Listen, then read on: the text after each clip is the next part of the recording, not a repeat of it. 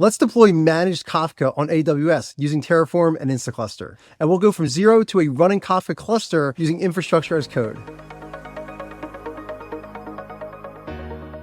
While our console's GUI is great for getting started, Terraform gives you a lot for production deployments. So we're going to need two things. We're going to need an Instaclustr account, and we're going to need to install Terraform. Both are free.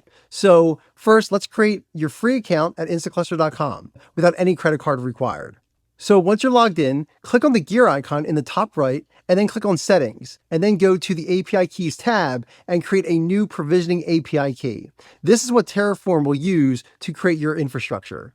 Now note that the API key format must look like this. It's Instaclustr-Terraform, then the username : and then the key. So notice that the username is not your email. It's your actual account username.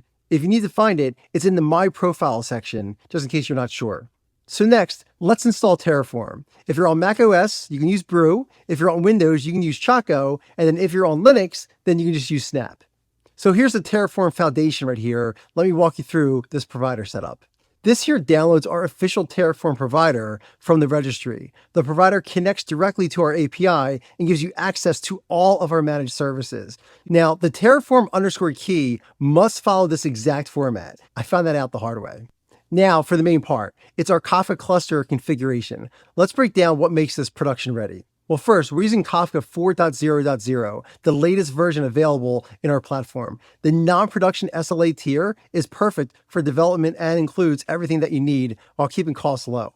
And now this data center block specifies your infrastructure. So here there are 3 nodes in the AWS US East 1 for high availability. I'm near New York City, so that's why I chose that one. So this node size for this T4G.small, this is from our free tier options. You can find all available configurations in our documentation and the Terraform registry, where we list all node sizes by their regions.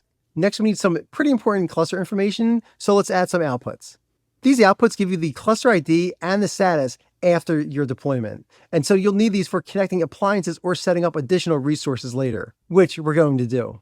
Now it's time to deploy. Here's the Terraform workflow in action. You need to Terraform init, then you need to Terraform plan, and then Terraform apply. The init command downloads our provider plugin. You can see the version and our provider.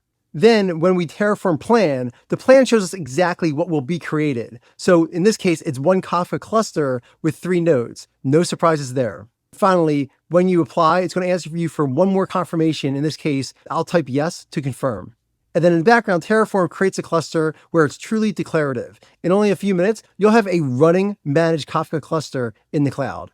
So while I'm waiting for that cluster to provision, let's explore what you get in our console. So your cluster appears in the dashboard with these tabs. The monitoring tab gives you real-time insights into your cluster performance without any setup required.